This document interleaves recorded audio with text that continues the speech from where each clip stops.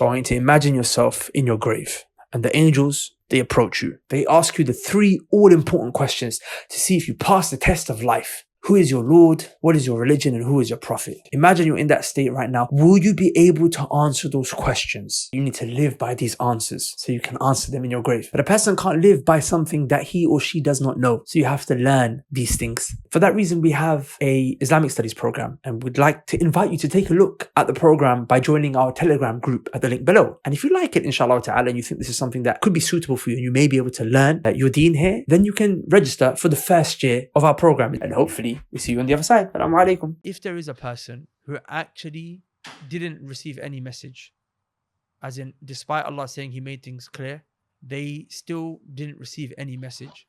Maybe they lived inside of an Amazon rainforest jungle or something like that. They know that Allah subhanahu wa ta'ala is still not going to be unjust to them.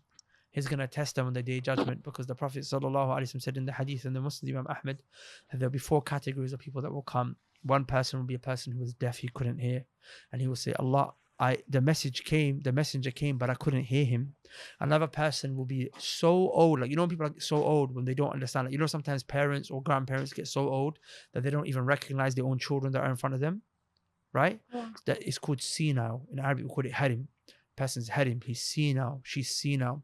They get so old that they can't recognize. So when a person gets to that stage, he says, Allah, the messenger came, but I couldn't understand him. Does that make sense? Another person says, that's the second type of person. The third person is a person who's insane. He says, Allah, the messenger came, but I couldn't understand him. He came, but I couldn't understand him. Does that make sense? The fourth person says, Allah, I lived at a time when no messenger came to me. I lived in the Fatra, which is a time when no messenger came to me. Does that make sense? So these are people who have a reasonable case. They say, Allah, I couldn't hear the message. I was deaf, I couldn't hear it. Another says, Allah, I couldn't understand the message because I was insane.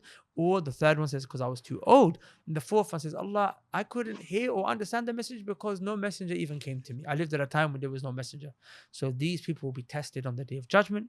If they pass the test on the day of judgment, they'll have paradise. If they don't pass the test on the day of judgment, they will not have paradise. Does that answer your question?